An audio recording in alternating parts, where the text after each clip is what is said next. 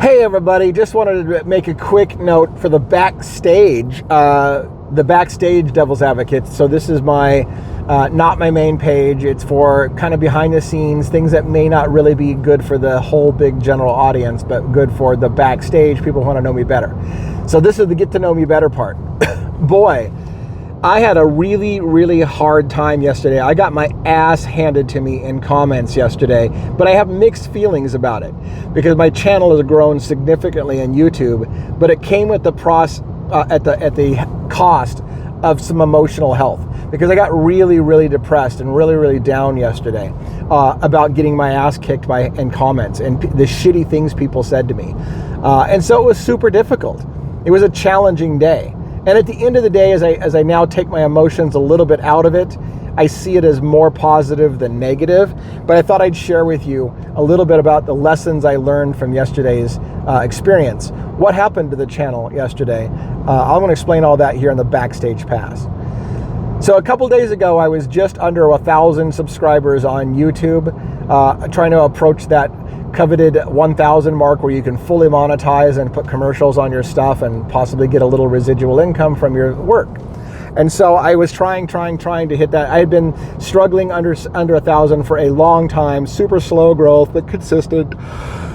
And then just as I approached within about 20 or so people from 1,000, it quickly, within a matter of a very short period of time, went over 1,000.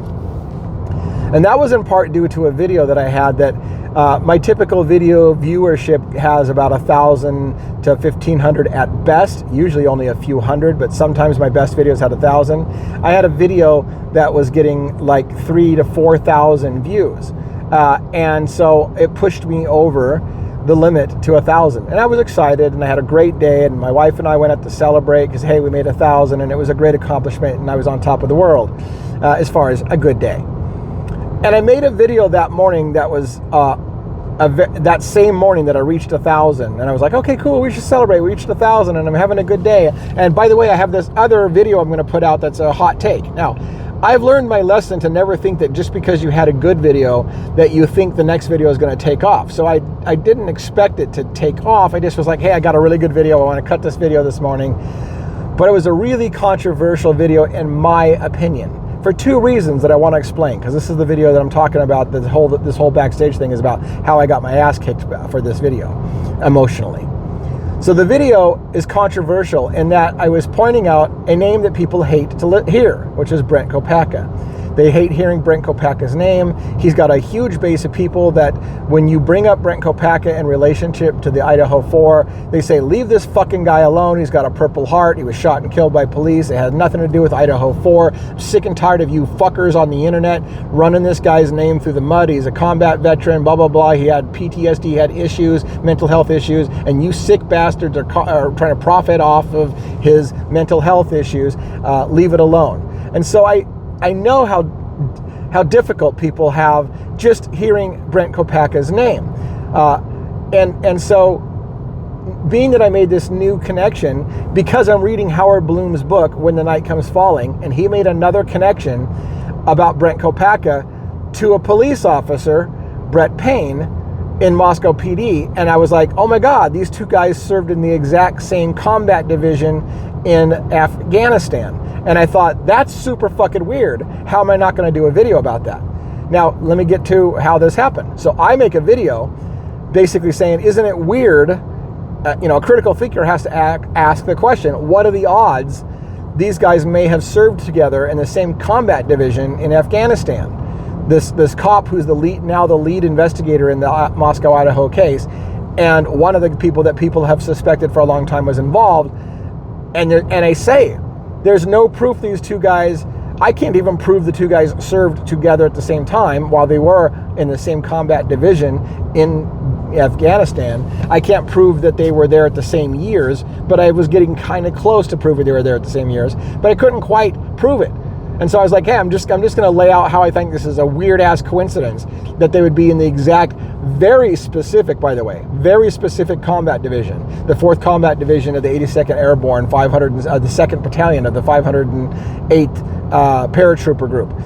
It's really specific. My friend tried to say this morning that, hey, look, of course, 2 guys just being in the military is not a connection. Military is huge. 2 guys even being the 82nd Airborne is not a huge connection. It's a huge battalion. And so that doesn't mean anything. But you start narrowing it down into the same combat team in the same exact specialty and maybe deployed at the same years. Now you've got a lot closer. Okay, well, maybe. And that's all that video was that, hey, look, I got these guys in the very exact same combat team in Afghanistan, possibly serving at the same time. And if it was true, how would that change your feeling about this is the same guy that finds the knife, blah, blah, blah, blah. And it was, again, just asking questions.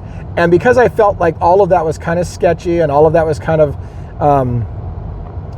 it's not definitive, it's just asking questions, I made sure to repeat a lot. This is just questions. I'm not saying it happened this way. I'm showing you what I see as these are the kind of things that make a critical thinker say, what the fuck? Is there something there, or is that just a coincidence? In my effort to preface before the videos start, before I really got into the meat of my evidence of how they're in the same combat team, I said a lot. This is just critical thinking. You're going to need to put on your critical thinking hat. You're going to need to listen carefully to the things that I say and that I don't say. In that effort, apparently I said it way too much because I got hammered in comments. Jesus Christ, man, if you say a critical thinker one more time, I'm going to kill myself. You've been talking for 20 minutes telling us about what a critical thinker you are. Fucking get to the point. On and on and on. Just shitty. Really, really horrible things. I was called a cringe boomer. I was called names. I was insulted about how much of an idiot I am and how they literally can't listen to me because if they fucking hear the critical thinker one more time, they're gonna commit suicide. It was just fucking brutal. And so I have a habit of trying to make sure I'm engaged with my audience and that I read all the comments, all of them, and usually leave a thumbs up to acknowledge that I've seen it. A thumbs up, by the way, a lot of people, I don't know how else other than typing a sentence, which I don't want to argue with people and I don't want to type a sentence for every single person. The only other options are a thumbs up, a thumbs down, or a heart. Well, I don't want to, here's my psychology. I don't want to thumbs down things because I don't want to tell people, hey, your comment wasn't appreciated and I don't like it. I would rather just not comment than give a thumbs down. But then my only option is a thumbs up, which suggests to people that I like the comment, and I do like engagement. I like engagement. So my default is to give it a thumbs up if it's even moderately okay, and just leave it alone if it's nothing.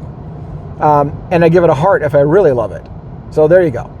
Anyways, so as I'm trying to keep up with the comments, I'm having to read every comment. And I'm starting to get more and more depressed at how many times the consistent message is, oh my God, dude, shut the hell up with telling us how much of a critical thinker you are. And I was like, I immediately got the message. Wow, I must have really said it a lot because I'm getting hammered on it. And the whole, like, I've been listening to you for 20 minutes and you still haven't said anything other than I'm a critical thinker. I was like, fuck, I'm sure that guy's exaggerating, but did I really talk that long? And it was all for the point of trying to preface, hey, look, I realize this isn't concrete. And I also got hammered from people who were giving me the whole, oh my God, you called this breaking news. We've been talking about this for 2 years. You need to get a different hobby because you suck at true crime because everybody knows this information already. Simultaneously, I'm getting comments from people saying, oh my God, I never heard this before. That's crazy. So put that aside. But you add the people telling you you're an idiot, you're not giving any new information. Oh, by the way, you should quit stealing people's information because Jay Embry said this already years ago. I didn't see Jay Embry talk about it. I've never seen Jay Embry talk about it. It was new for me and new research, my own research. So having somebody tell me that I need to stop ripping off other people and give credit where I got it from, I didn't fucking get it from Jay Embry. They also said I stole it from Atlanta at Truth and Transparency. I don't even watch Atlanta. I do watch Jay Embry, but mostly his new stuff. I don't know he's ever talked about this issue, so that was new to me. And so and as you can tell, now I'm getting personal. I'm taking it personal. I'm like, fuck you, man. I didn't even know Jay Embry talked about it, and I don't even watch Lana from Truth and Transparency. I know who she is because Jay Embry talks about her from time to time, but I don't watch her stuff. So somebody telling me that, in the future, please give credit to the people you rip off. I'm like, I didn't fucking rip them off, and now I'm super mad, but I'm already butthurt because everybody's telling me what a piece of shit I am and how I'm cringy because they can't fucking listen to me because I repeat myself too much. So yeah, I took it personally. And I had to take a mental health break and not a mental health break. I stopped watching comments for a while because I was like, I'm just getting my ass hammered. I can't handle it. At the end of it all, however, here's the irony when I say that when you take the emotions out, I remind myself of two things, and I'll try to end here pretty soon. I remind myself of two things. One, I'm a public figure per se when I make public videos for the public. And no matter how much you feel like you're a good person, nobody in the public eye doesn't face scrutiny from people and are treated like shit. I've heard this over and over again. If you're in the public eye, you just better learn how to tune out negative comments because it's coming regardless. We all want to fool ourselves to think that, and I know fundamentally the principle. You can't please all the people all the time. The very things that people say they love about me, that I'm passionate, I talk loud and fast, and I show a lot of passion, and I rant. The same thing that they praise me about. I love your stuff. I love it when you go on a rant. I love it when you get emotional. I love it when you start shouting and getting really into it. Other people are like, oh my God, shut the fuck up with the shouting and slow down. You must be on drugs. You can't please both people at the same time. Some people love me because I talk fast and I get emotional. Other people think that if you would slow down and shut the hell up a little bit, people would watch you a lot more. Well, which one is it? You can't please both camps. And I know this. And also I know this. Again, if you're going to be in the public eye, even though I'm still super, super, super, super small fish, you need to shut the hell up. That's my talking to myself here about people being negative to you, because they're going to be negative to you. And if you are the kind of person, if I am the kind of person who can't handle people kicking my ass and telling me really insulting things that hurt my feelings, if I can't handle that, then I shouldn't be doing this. And so intellectually, I know that. And so I have to ask myself the question, do I have the emotional chops to do this job, whatever you want to, hobby, whatever you want to call it? Because if I can't, if I do take things personally, and I did, and if I continue to take things personally, I may not, then should I really be doing something like this? And maybe I shouldn't. So at the end of the day, I have to ask myself, if you're going to continue doing this, do you have the ability to not take so personally the negative stuff? And that's what I'm working on. I'm working on not taking negatively so personally the negative stuff. I will take note of the constructive criticism. It wasn't super constructive to call me a bunch of names, but I will say this.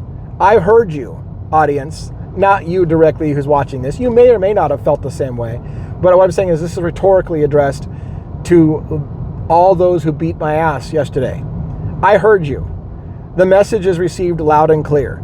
If that many people have a problem with me repeating myself and talking for 20 minutes before getting to the point, and that's, by the way, not a new comment. I've had that comment before. I've been listening to you for 15 minutes and you still haven't started the point.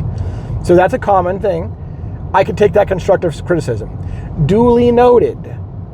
I will try really hard now to take constructive criticism, which is, I might still preface the critical thinking thing and the critical listening skills and asking you to listen carefully at what I say and what I don't say. I'm not going to stop giving that caveat, but I certainly won't hit it as hard as I did. I won't make that mistake again, I hope, because I hear you. I did it a little too heavy-handed, and I paid the price emotionally for being a little too heavy-handed. So I will learn for my own preservation to knock that down. And if you give me a chance, you shouldn't hear me do that to that extent ever again.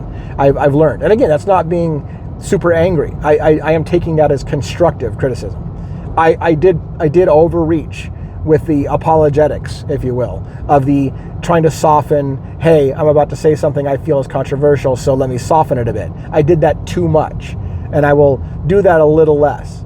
And there's a part of me that worries about doing that because I'm afraid that people will think that I just say shit without thinking it through. Chances are I thought it through quite a bit, and I had to even think through how much I tell you I thought it through before I say it. So I've learned a lesson today. And the last thing I want to say, by the way, about the whole, is there a positive side to this? Yeah, my account has grown a lot. I went from struggling to make 1,000 viewers to, I think, 1,480 or something like that, maybe 1,500, who knows, it's higher now. That video has 12,500 views. My highest video before that had 4,000 views, and that was the one from the day before. And prior to that, it was a good video, a really good video, was 1,000. So I went from having videos that I would be happy if I got 1,000 views to I have a video going right now that's at 12,500. And according to what I research online, the reason why it's doing, here's the irony. The reason why I'm doing so well at 12,500 and why my account's growing is because of the negativity going on as well. Because one thing YouTube loves is interaction, and they don't give a fuck whether it's negative interaction or positive interaction. If people are engaged with the content and have feelings about it and express feelings and are spending time watching it and then taking the time to type and to interact with it, that shows engagement. And this leads to the whole thing, why people say that social media and stuff like that encourages negative behavior, because people tend to stay longer when they're pissed off at things and engage. And the algorithm loves engagement. And so at the end of the day, literally the advice I got online was, congratulations that people are fucking tearing you a new ass. This is why your video is taking off. This is why your overall numbers are growing. Because to make an omelet, you have to break a few eggs. So I will try to take two things out of this. One, message received. I will do it less often for sure. And I will try to acknowledge that, in a way, thank you for ripping me a new ass about things, because my video exploded because of the engagement and the visceral reaction you had to that video. So I guess I have thanks.